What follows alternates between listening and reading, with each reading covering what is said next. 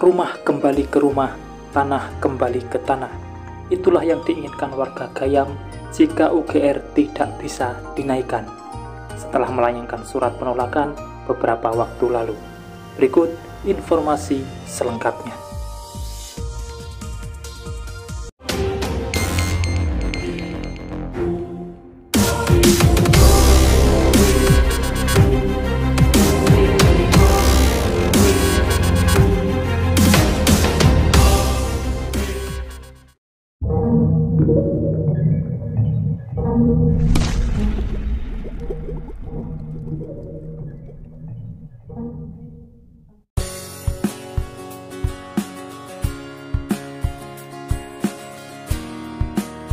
Gelombang protes warga Kelurahan Gayam terdampak tol Kediri Tulungagung terus bergulir di penghujung tahun 2023 ini.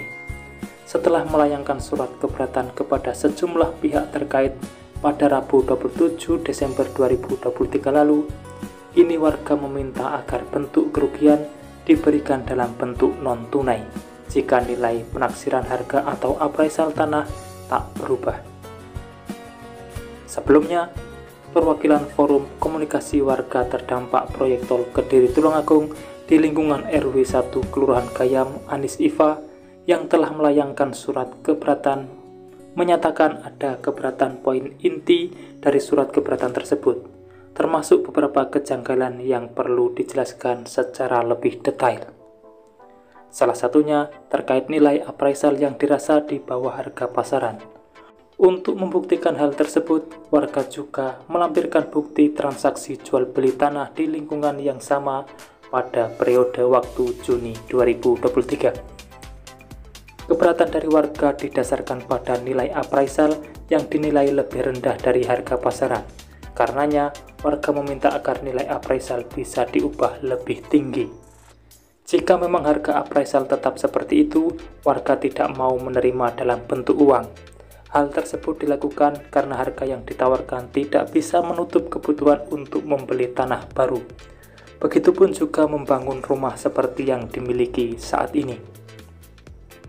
Jika nilai appraisal tidak berubah, warga minta diganti dengan tanah dan rumah sesuai yang dimiliki saat ini, sesuai harga di lokasi tanah di wilayah kota Kediri sebagai bentuk ganti kerugian yang diinginkan warga.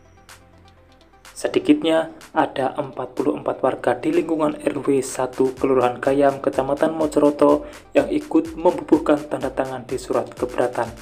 Mereka mengirimkan surat tersebut kepada pimpinan Badan Pertanahan Nasional Kota Kediri, Wali Kota, dan DPRD Kota Kediri.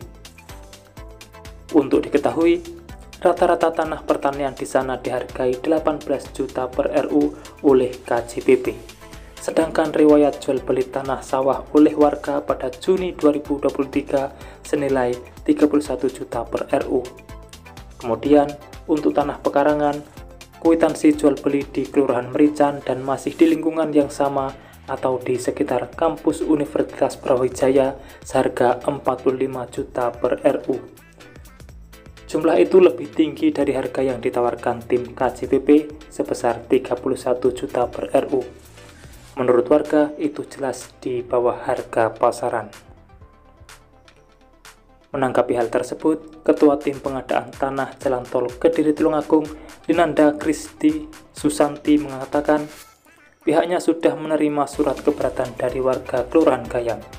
Pihaknya akan segera menindaklanjuti laporan tersebut terkait beberapa poin yang diharapkan bisa jadi bahan pertimbangan appraisal saat ini dan sedang dalam pembahasan di internal tim appraisal atau KJPP. Dengan begitu, perbaikan nilai appraisal masih memungkinkan untuk dilakukan jika memang terjadi kesalahan data baik pada daftar nominatif maupun pada data penilaian. Terkait bentuk ganti rugi berupa uang, menurut Nanda itu karena mayoritas masyarakat pada saat musyawarah menghendaki dalam bentuk uang, mungkin supaya lebih fleksibel. Sementara itu, proses pembayaran UGR atas tanah terdampak tol dipastikan baru akan dilanjutkan tahun depan. Meski begitu, proses pengadaan tanah tetap berlangsung di penghujung tahun. Pembayaran ganti kerugian baru bisa dimulai lagi di Januari 2024 karena untuk 2023 sudah tutup buku untuk pembayaran UGR. Untuk pembayaran uang ganti rugi tahun depan akan diprioritaskan bagi pihak yang sudah menyetujui hasil musyawarah, di antaranya di Kelurahan Mojoroto dan Kelurahan Gayam. Di Kelurahan Gayam sudah ada beberapa yang tanda tangan setuju, itu akan menjadi prioritas untuk segera dibayarkan. Di Kelurahan Gayam terdapat total 121 bidang yang terdampak tol.